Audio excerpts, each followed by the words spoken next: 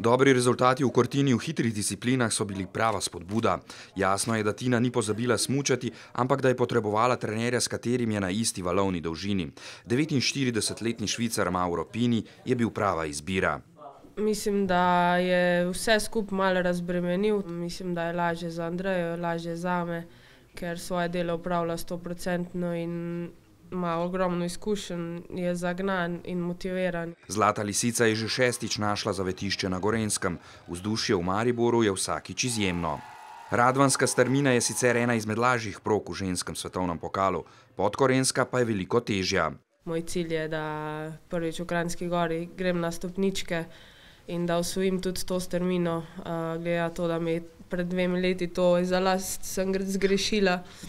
In si želim predvsem tega. Toda z dobro voljo se lahko doseže marsikaj in Tina je te dni povsem sproščena. Idilična Kranjska Gora je iz nje potegnila tudi otroško igrivost.